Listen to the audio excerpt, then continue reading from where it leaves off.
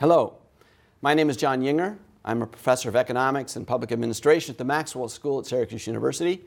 This video is intended to provide some background on my article in the March 2015 issue of the Journal of Urban Economics, titled Hedonic Markets and Sorting Equilibria, Bid Function Envelopes for Public Services and Neighborhood Amenities. This article provides a new way to estimate housing hedonic regressions. The new twist in this article is that I mathematically derive a form for the hedonic envelope. Hedonic regressions express the price of a product as a function of its attributes. A regression of house value or rent on housing traits and neighborhood amenities is a type of hedonic regression and one of the main empirical tools in urban economics and local public finance. Throughout this video, by the way, neighborhood amenities include levels of local public services. Housing hedonics are linked to three levels of analysis. First, they show which housing characteristics and neighborhood amenities are valued by households when they bid on housing. As a result, housing hedonics can identify neighborhood amenities that people care about and help to make better predictions about the price of housing under various circumstances, predictions that can be valuable for property tax assessing and other purposes. Second, they shed light on the demand for neighborhood traits. Information from this level provides a key input into benefit-cost analysis because it sheds light on willingness to pay for neighborhood amenities that cannot be directly purchased. Third, they can help to explain how different types of households are allocated across locations. Household sorting, such as the location of high-income households in high-performance school districts, is an important feature of the American federal system, and this sorting process is reflected in housing prices. My article provides a new way to explore these three levels of analysis in housing hedonics. Before I describe my method, it will probably be helpful for me to point out that there's a broad consensus on the best way to formulate the behavior underlying housing hedonics. This consensus draws on three large and long-standing but disparate literatures: urban models of spatial structure, hedonic analysis of multi-attribute commodities, and local public finance. This is not the place to review these three literatures. Suffice it to say that they all have long histories.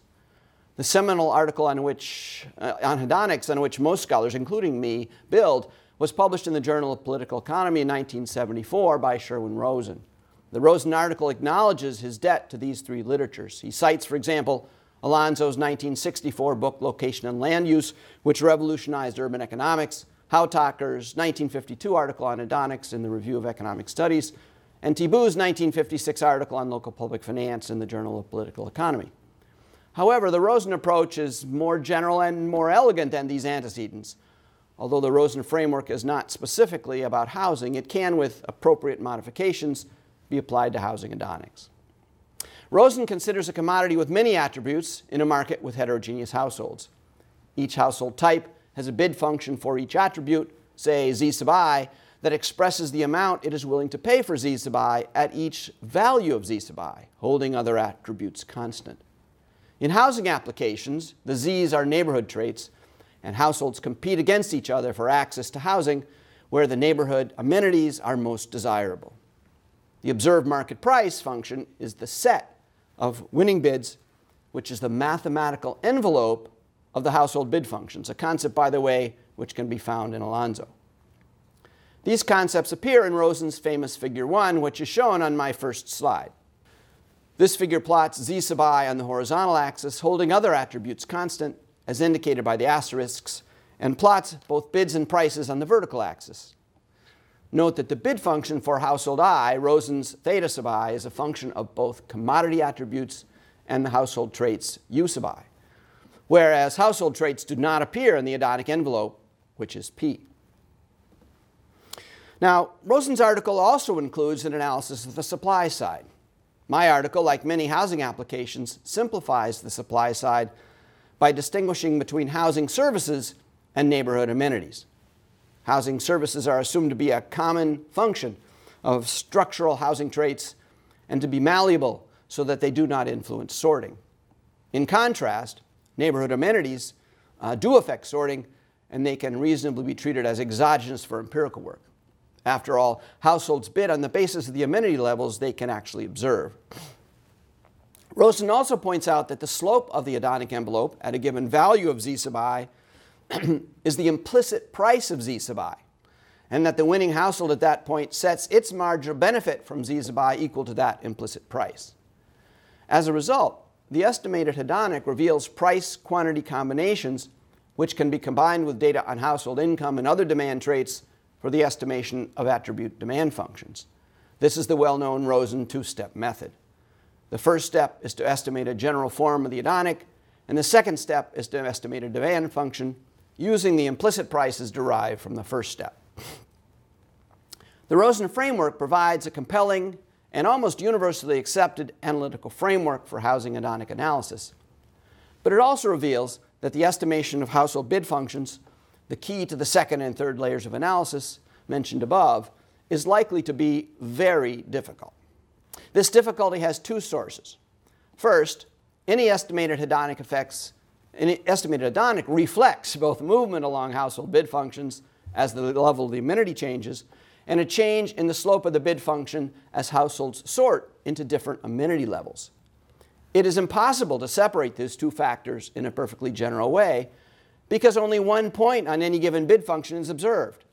Any approach to housing hedonics therefore requires some assumptions to make this separation possible. Because economists are a pretty clever bunch, scholars who want to estimate a housing hedonic have a wide range of assumptions to choose from. But each set of assumptions has its own strengths and weaknesses. This issue is illustrated in Figure 2 in my article. My second slide is a modified version of this figure. The top panel is equivalent to Rosen's Figure 1. It shows a set of household bid functions and their hedonic envelope. The horizontal axis is the level of the amenity, S in my article. Vertical axis is the household bid or observed market price per unit of housing services. The bottom panel, which is related to Rosen's Figure 4, shows the slopes of the bid functions and envelopes. As I explain in the article, the slope of a bid function is the associated household's marginal willingness to pay for S. The slope of the envelope reflects both the decline in a household's marginal willingness to pay as S increases and the increase in marginal willingness to pay as the sorting process allocates people with steeper bid functions to higher S locations. In this slide, the first effect is illustrated by the movement down a bid function on the dotted line, and the second effect is illustrated by the vertical shift from one bid function to another. The second source of difficulty, which has been pointed out by many scholars, is that the two-step empirical approach suggested by Rosen runs into a serious endogeneity problem in the second step. This problem arises because with heterogeneous households, the housing hedonic is almost certainly nonlinear. It follows that in selecting a level of an attribute, that is, in submitting the winning bid at a given level of an attribute, a household is, in effect, selecting both an implicit price and a quantity. Hence, the implicit price on the right side of a standard demand function is endogenous. Moreover, no general approach to finding instruments has emerged in the literature. Now, this all brings me to my approach, which makes a series of assumptions about bidding and sorting that make it possible to derive the hedonic envelope mathematically.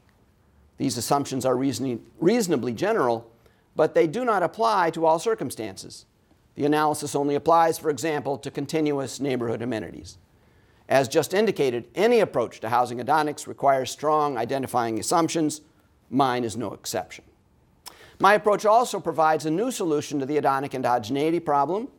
The derived hedonic envelope includes the price elasticity of amenity demand as a parameter to be estimated, and the second step, a demand analysis, does not include a price variable.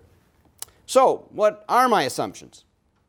The first main assumption is that the demand for an amenity and the demand for housing take constant elasticity forms, which are shown on my third slide.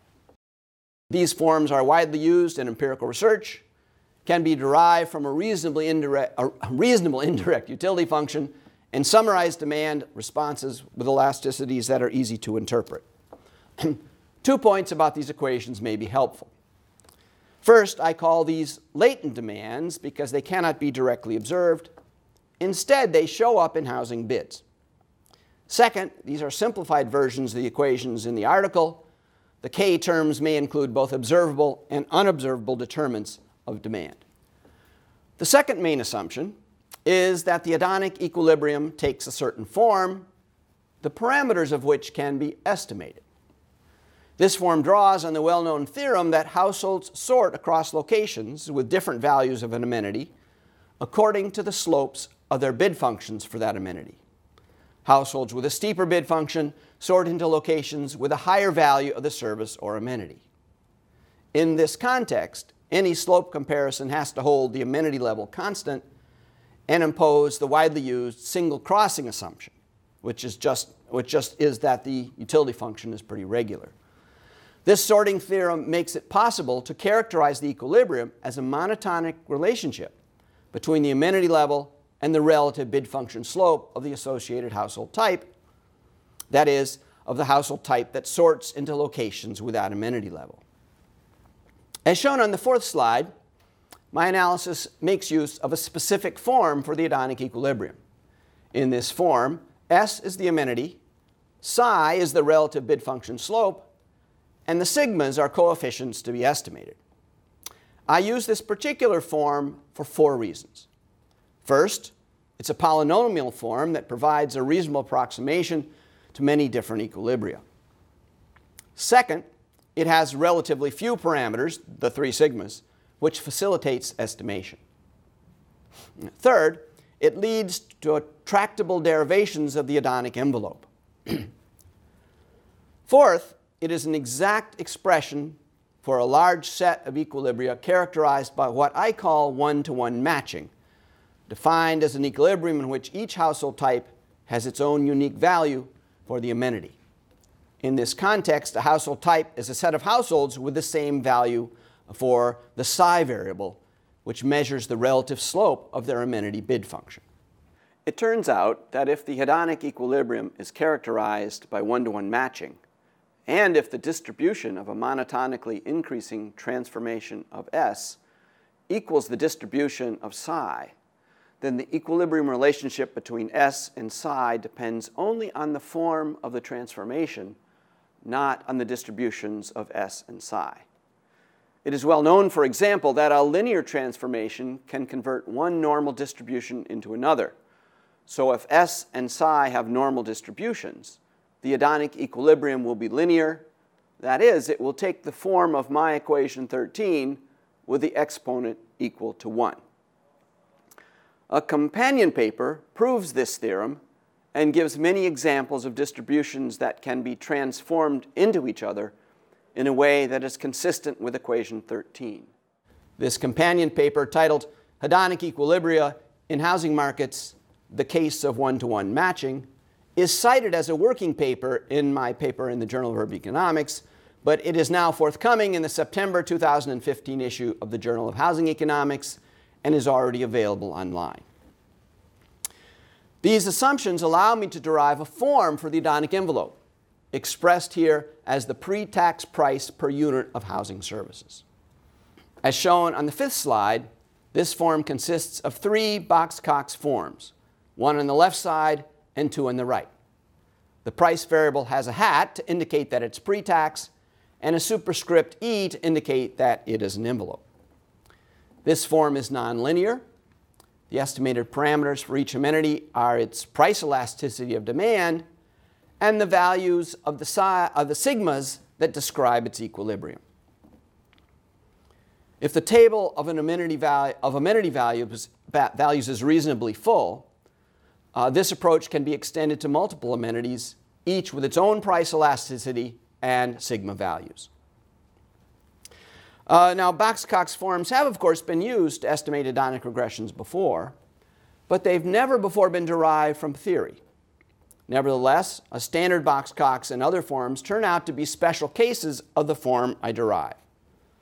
First, the left side of the equation matches the form of many previous studies, namely the log of house value, under the assumption that the price elasticity of demand for housing equals -1. Second, the right side reduces to several familiar forms, including Box-Cox, under various assumptions. Recall that sigma 3 is the exponent in the expression for the hedonic equilibrium. A value of infinity for this parameter implies that S and psi are not related, or in other words, that people do not sort on the basis of their bid function slopes. With the constant elasticity demands in my paper, therefore, a linear, log, or box-Cox form on the right side rules out sorting. The only form in this table that's consistent with sorting is a quadratic form. The punchline of this table is that most existing studies use much stronger assumptions than I do, assumptions that typically rule out the standard sorting theorem. Finally, this approach also sheds light on the role of income in household sorting. I won't go through the details here, but the article derives a test for normal sorting, defined as an equilibrium in which higher income households sort into higher amenity locations. My paper applies this new approach to detailed house sales data from the Cleveland area. The key amenity is a measure of high school quality, which is the share of students who enter the 12th grade and pass all 5 state tests. The results are presented on my next slide. A quadratic form provides a reasonable approximation here, but it can be rejected in favor of the form I derive. With my form, the estimated price elasticity of demand for high school quality is minus 0.75 and is highly significant. And housing prices are 30% higher at the highest value for the high school variable than at the minimum point in the envelope. A small anomaly appears on the left of this picture where the envelope slopes downward, but this segment is not statistically significant. My analysis of the Cleveland data also provides support both for the theorem that people sort based on their relative bid function slope, and that the existence of normal and for the existence of normal sorting. A 1 standard deviation increase in owner income measured at the block group level, for example, leads to a 0.82 standard deviation increase in high school quality solely because of sorting. Overall, my approach provides a new way to derive and estimate hedonic regressions. Like any other approach to hedonics, my approach has to make some assumptions that are not always appropriate. My approach applies only to amenities that are continuous and take on many values, so that the use of continuous mathematics and the assumption of one-to-one matching makes sense. In addition, it's reasonable to extend my approach to multiple amenities only if the table of amenities is full enough so that bids for different amenities can be distinguished from each other. Nevertheless, my approach also includes many of the empirical specifications in the literature as special cases and indicates that many specifications in the literature inadvertently rule out sorting. Well, thank you for listening. Please send me an email if you have comments on my approach. My email address is jyinger@maxwell.syr.edu. Thanks a lot.